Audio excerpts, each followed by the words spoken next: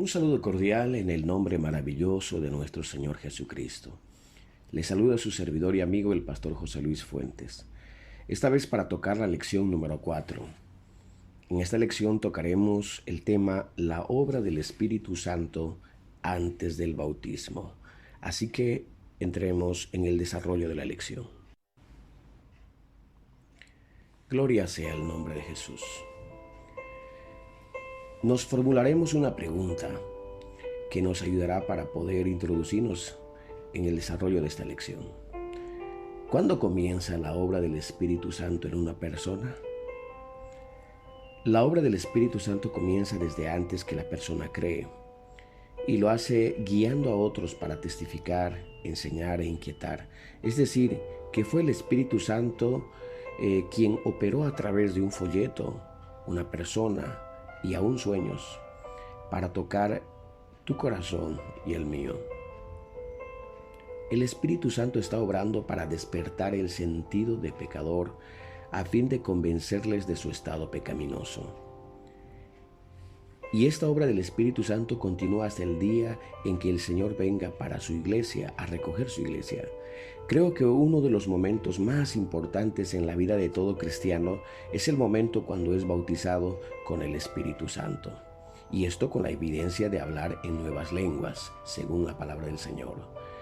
Pero la pregunta sería en esta hora, ¿es a partir del bautismo con el Espíritu Santo que el Espíritu Santo empieza a obrar? Y la respuesta es no, porque el Espíritu Santo es el que origina todo el proceso de salvación o regeneración, y lo hace a través de la predicación de la palabra de Dios hacia el hombre pecador. Además, el bautismo con el Espíritu Santo es un punto crucial dentro de la obra del Espíritu Santo. Uno de los versículos que mayor me ilustra particularmente a mí es el del libro de Ezequiel 47, donde nos habla de las aguas salutíferas que representan al Espíritu Santo y la palabra.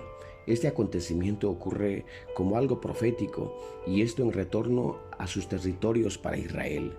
Pero en Apocalipsis nos sigue hablando de un río limpio, resplandeciente de aguas vivas que salían del trono de Dios. Apocalipsis 22 del 1 al 2. También Jesús dijo: el que tenga sed venga a mí y beba, y de su interior correrán ríos de agua viva. Y a la mujer samaritana le dijo: el que bebiere del agua que yo le daré no tendrá sed jamás. Y ella le contestó: dame a mí de beber de esa agua, Señor.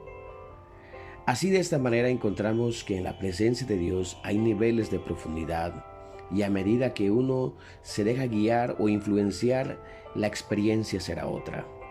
Creo firmemente que el que ha iniciado su caminar en este camino de seguir a Cristo ingresa en el río de Dios, es decir, en la presencia de Dios, y que a medida de la profundidad que tengamos podremos experimentar mayores victorias, y lo que era imposible para nosotros entonces será posible por el poder del Espíritu Santo, porque Dios no da su Espíritu por medida. Es bueno aclarar que cuando hablamos del bautismo del Espíritu Santo, estamos hablando de sumergirnos, zambullirnos en la presencia de Dios. Ahora bien, nos planteamos la siguiente pregunta. Número 1. Antes del bautismo con el Espíritu Santo, ¿qué hace el Espíritu Santo? La respuesta es: convence. Y ese es el tema que se tocará en la lección número 4, que es esta. Pregunta número 2. Durante el bautismo con el Espíritu Santo, ¿qué hace el Espíritu Santo? La respuesta sería que sella. Y este punto lo tocaremos en la lección número 5. La pregunta número 3. Después del bautismo con el Espíritu Santo, ¿qué hace el Espíritu Santo? La respuesta es que perfecciona. Y este punto lo tocaremos en la lección número 6. Dios nos ha dotado de algo que no nos corresponde, es decir, de su Espíritu Santo. Esto es sumamente importante, es decir, que ser cristiano es nada de religión, nada con vinculación de mandamientos humanos. Ser cristiano es tener comunión con Cristo, y esto es solamente a través del Espíritu Santo. Es decir, que el Espíritu Santo hace lo que para mí es humanamente imposible, Él lo hace posible. Gloria sea el nombre de Jesús. Una vez hecha la introducción, podemos entrar en materia. El texto que citaremos está en San Juan 16, del 7 al 11, y dice: Pero yo os digo a la verdad, os conviene que yo me vaya, porque si yo no me voy, el Consolador no vendrá a vosotros, pero si me voy, os lo enviaré. Y cuando Él venga, convencerá al mundo de pecado, de justicia y de juicio. De pecado, por cuanto no cree en mí; de justicia, por cuanto voy al Padre y no me veréis más; y de juicio, por cuanto el príncipe de este mundo ha sido juzgado. Con estos versículos podemos ver que el Espíritu Santo es quien convence al hombre de pecado, de justicia y de juicio. Convicción al mundo de pecado. El Espíritu Santo es imprescindible para la salvación. Es el que redarguye de pecado y convence a la persona de su pecado a través de la predicación, puesto que la palabra de Dios es espíritu y es más penetrante que toda espada de dos filos, que penetra hasta partir el alma, las coyunturas y los tuétanos, y discierne los pensamientos y las intenciones del corazón. Y no hay cosa creada que no sea manifiesta en su presencia. Hebreos 4:12. Las razones por las cuales el Espíritu Santo llega hasta lo profundo del hombre para hacer su obra es porque el hombre, en su estado pecaminoso, no comprende su situación, y solo el Espíritu Santo puede demostrárselo. La persona, aunque reconoce ser pecador, hace muy poco para cambiar su condición, y lo que hace no es suficiente, porque proviene de deseos humanos falibles. En otros casos, el pecador se empeña en defender su pecado o justificarse como algo común o corriente, como es ingerir licor, mentir, fornicar y seguir en la corriente de la idolatría. El razonamiento humano reconoce que existe un Dios, y ese Dios es santo. Mas la convicción producida por el Espíritu Santo le hace ver al hombre no solo su condición, sino también el juicio de Dios, o la espada de Dios que cuelga sobre su cabeza, que lo lleva al arrepentirse, al arrepentimiento, y a implorar la misericordia de Dios. Nadie se salva, querido hermano, por saber que es un pecador, sino por sentirse pecador. Nadie se salva por saber del que murió en la cruz, sino por saber que en la cruz es el único medio de sustitución para el hombre, para que el hombre pueda ser salvo. Nadie se salva por saber del Salvador, sino porque se vive al Salvador. El Evangelio no es religión, el Evangelio es vivir a Cristo o dejar que Cristo viva en uno. Esto se ve claramente en la pregunta de la multitud en Pentecostés, en Hechos capítulo 2, versos 37, cuando le preguntaron a los apóstoles: varones hermanos, ¿qué haremos? El Espíritu Santo produce convicción de pecado. Esto no está en plural, sino en singular, es decir, no de pecados, sino de un solo pecado, que ocasiona la eterna condenación.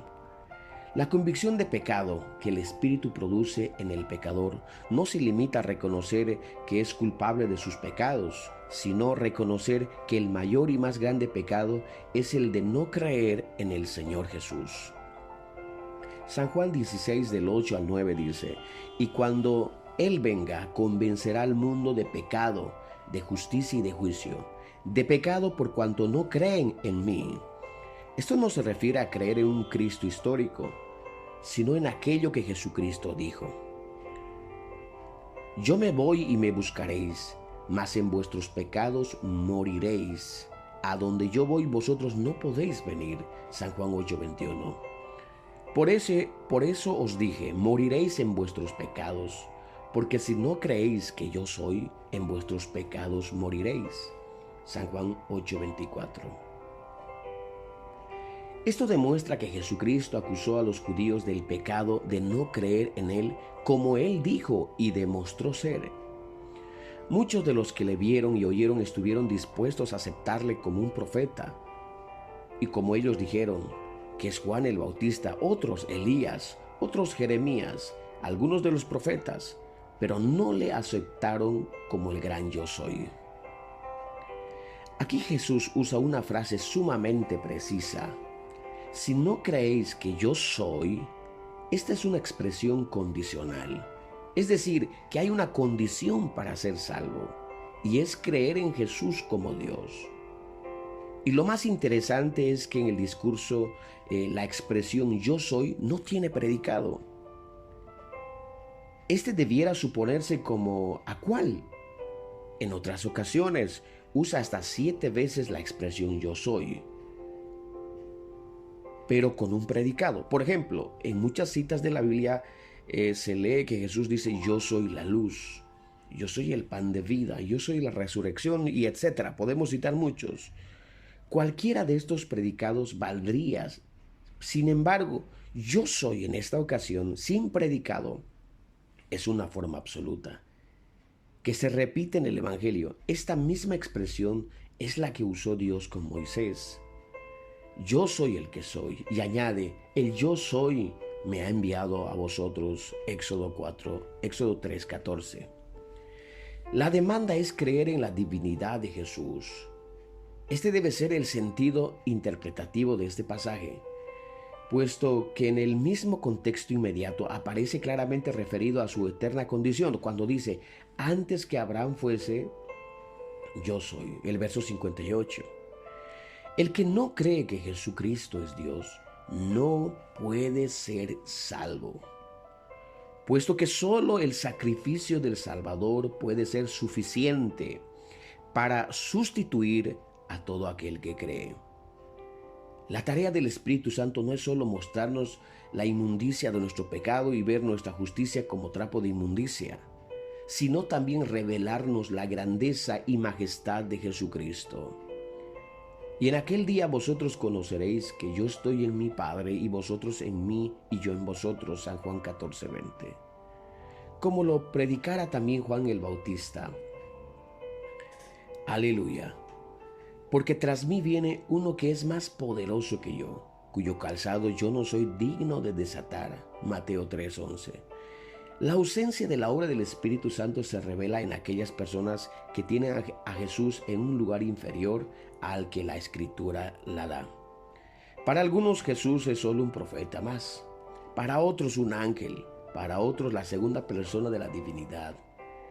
Tener la revelación de que Jesucristo es el único y suficiente Salvador, eso solo lo puede declarar por obra del Espíritu Santo. Si un predicador no tiene la unción del Espíritu Santo, la palabra predicada no va a hacer un verdadero efecto en el predicador, por lo cual es necesario que el predicador esté bajo la unción del Espíritu Santo. La predicación del Evangelio por el Espíritu Santo enviado del cielo no es solo la oferta de salvación, sino una demanda de arrepentimiento. Pero Dios, habiendo pasado por alto los tiempos de esta ignorancia, ahora manda a todos los hombres en todo lugar que se arrepientan. Hechos 17:30. Convicción de justicia. Por cuanto voy al Padre y no me veréis más. La justicia aquí tiene que ver con la justicia de Cristo. El elemento para alcanzar la justificación es la fe. Debe tenerse presente que la razón de la salvación es la gracia. En el Evangelio de Dios la justicia se revela por fe y para fe. Como está escrito, mas el justo por la fe vivirá. Romanos 1:17.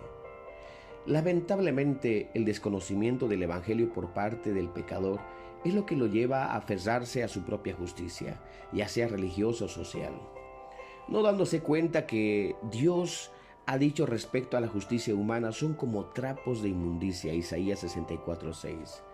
Y como está escrito, no hay justo ni aun uno. Romanos 3:10. El acontecimiento descrito en en Génesis 3, cuando Adán y Eva avergonzados corrieron a esconderse y buscaron hojas de higuera para hacerse un vestido, muestra que el hombre, aun ante su propio drama, echa mano de lo que lo encuentra en su paso para resolver su situación. El lector puede imaginar lo que hubiese durado ese vestido con hojas de higuera, que fue la idea del hombre, en contraste con esta pobre solución que el hombre en su propia fuerza hizo. El relato dice que Dios hizo al hombre túnicas de pieles y lo vistió. Este hecho revela en una forma grandiosa la diferencia entre la solución del hombre y la solución que Dios da. De esta manera Dios mostró lo que haría con el curso de los siglos para justificar al hombre y cubrir la vergüenza de su desnudez. Dios, para proveer al hombre de aquellas pieles, tuvo que haber sacrificado varios animales. Desde aquel tiempo comenzó la humanidad. El hombre ha seguido pecando y huyendo avergonzado y desnudo, buscando toda clase de vestiduras, como son ceremonias, rezos, sacrificios, penitencias, indulgencias, etc.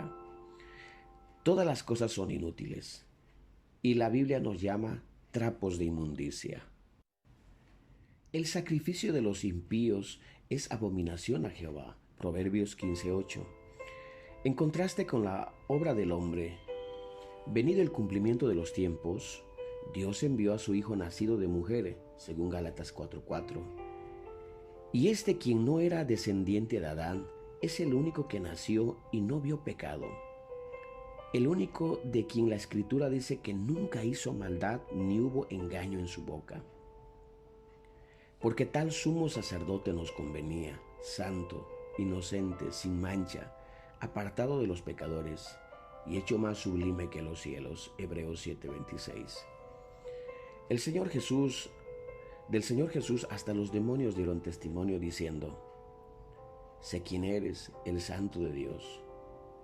Poncio Pilato también confesó diciendo: no hallo en él ningún delito. También el centurión que dirigía a los soldados, al ver que hubo tinieblas sobre la tierra el día de la crucifixión, dijo: verdaderamente este hombre era justo. El Señor Jesús es el único que se levanta a lo largo de toda la historia humana como un ser inmaculado. El patriarca Job nos dice: ¿cómo pues se justificará el hombre para con Dios? ¿Y cómo será limpio el nacido de mujer? He aquí, ni la misma luna será resplandeciente, ni las estrellas son limpias delante de tus ojos. ¿Cuánto menos el hombre, que es un gusano, y el Hijo del Hombre también gusano? Job 25, del 4 al 6. Ante la situación desastrosa del hombre, la única salvación vino de Dios. Dios vino en Cristo al mundo. Pero, ¿qué fue contado con los impíos? Fue llevado a la picota pública como un criminal y fue despojado de su justicia y santidad al ser llevado a la muerte de maldición en medio de los ladrones. Jesús no fue desnudado solamente de su manto y vestido físico, sino que principalmente fue desnudado de su justicia y santidad, para darnos ese vestido gratuito a los pecadores, cumpliéndose en la cruz lo que Dios enseñó en el Edén. El Evangelio, que son las buenas nuevas, la muerte, la sepultura y la resurrección de Jesús, 1 Corintios 15, 1 al 4, son la oferta gratuita de la justicia de Dios revelada al pecador, para que la reciba por la fe y se vista de esa justicia para ser salvo. Dice la palabra del Señor: siendo justificados gratuitamente por su gracia, mediante la redención que es en Cristo Jesús, a quien puso como propiciación por medio de la fe en su sangre para manifestar su justicia, a causa de haber pasado por alto en su paciencia los pecados pasados, con la mira de manifestar en este tiempo su justicia, a fin de que sea él justo y el que lo justifica al que es de la fe de Jesús. ¿Dónde pues está la jactancia? Queda excluida. ¿Por cuál ley? ¿Por la de las obras? No, sino por la ley de la fe. Concluimos pues que el hombre es justificado por fe, sin obras de la ley. ¿Es Dios solamente Dios de judíos? ¿No es también Dios de los gentiles? Ciertamente, también los gentiles, porque Dios es uno, y el que justificará por la fe a los de la incircuncisión. Romanos 3, 24 al 30. Además de lo anterior, Pablo en el capítulo 1 de su primera epístola a los Corintios dice: Cristo nos ha hecho por Dios justificación. En la segunda carta a los Corintios, en el capítulo 5, verso 21, dice: al que no conoció pecado, por nosotros se hizo pecado, para que nosotros fuésemos hechos justicia de Dios en él. También Pedro nos habla y nos dice: Cristo padeció una sola vez por los pecados del justo, por los injustos. Primera de Pedro 3:18. En 1 Corintios 6, 8 al 10, se nos da una lista de pecados y nos hace saber que la práctica de ellos nos impide heredar el reino de Dios. Pero también dice: y esto erais algunos, mas ya habéis sido lavados, y habéis sido santificados, y habéis sido justificados en el nombre de nuestro Señor Jesús y por el Espíritu de Dios. Así que queda claro que el Evangelio revela gratuitamente justificación para el hombre de parte de Dios en Cristo. Y es la única alternativa de salvación a la que puede recurrir el pecador. El profeta Isaías, que era un hombre culto, de real linaje y de buena disposición para buscar a Jehová en el templo, cuando tuvo la visión de la gloria de Dios en medio de los querubines que daban voces del uno al otro diciendo: Santo, Santo, Santo es Jehová de los ejércitos, toda la tierra está llena de su gloria, exclamó diciendo: ay de mí que soy muerto, porque siendo hombre inmundo de labios y habitando en medio de un pueblo inmundo de labios, han visto mis ojos al Rey Jehová de los ejércitos. Esta reacción demuestra que la presencia de Dios convence al hombre de su pecaminosidad, pero también ofrece un camino de justicia, pues Isaías también vio que el Señor tenía, además de un carbón para purificar sus labios, un vestido de salvación y un manto de justicia. Para que el pecador deje su propia justicia, es necesario que la predicación del Evangelio le muestre al pecador la justicia de Dios revelada en el Calvario. En la cruz se realiza la obra necesaria que hace posible la justificación. Sin embargo, la relación entre el pecador y el Salvador solo es definitiva en base a la resurrección y la glorificación de Cristo. Por eso es sumamente importante la posición cuando dice: voy al Padre. Fue resucitado para nuestra justificación, Romanos 4:25. La comunicación de vida eterna solo es posible en Cristo. Por tanto, la resurrección y la glorificación del Señor eran necesarias para hacer real la justificación y la salvación del impío. La fe en un Cristo muerto sería una fe muerta y dejaría al hombre en sus pecados. Primera de Corintios 15:17 dice: y si Cristo no resucitó, vuestra fe es vana, aún estáis en vuestros pecados. La resurrección y ascensión de Jesús es la evidencia de que Dios ha hecho definitiva la justificación de todo aquel que cree en Él. Convicción de juicio. Por cuanto el príncipe de este mundo ya ha sido juzgado. San Juan 16:11. Ahora el príncipe de este mundo será echado fuera. San Juan 12:31. Porque viene el príncipe de este mundo y nada tiene en mí. San Juan 14:30. A Satanás, príncipe de este mundo y padre de mentira, Jesucristo lo venció con su muerte y no tiene ningún derecho sobre nosotros, ya que la iglesia es el cuerpo de Cristo. El cristiano que ignora las maquinaciones del diablo le da ocasión para atacar, pero cuando le resiste en el nombre de Jesús, no le queda más camino que huir. Así lo dice Santiago 4:7. Los pasajes ya mencionados muestran la condición de Satanás después del Calvario, ya que desde Adán hasta la cruz el diablo había usurpado el principado del mundo cuando arrebató a Adán el señorío que Dios le dio de la creación. Cuando Dios creó al hombre, le dio el gobierno de la creación al decirle que sojuzgar la tierra, que señoreara sobre las bestias, sobre las aves y peces. Esto se corrobora en Salmos 8. Le has hecho poco menor que los ángeles y lo coronaste de gloria y honra. Le hiciste señorear sobre las obras de tus manos. todo lo pusiste debajo de tus pies. Adán perdió su señorío cuando obedeció a la voz del diablo y se convirtió en su esclavo. Así el diablo ejerció su principado a lo largo de la historia humana. Pero en los tiempos de Isaías surgió la pregunta: ¿será quitado el botín al valiente? ¿Será rescatado el cautivo del tirano? Isaías 49:24.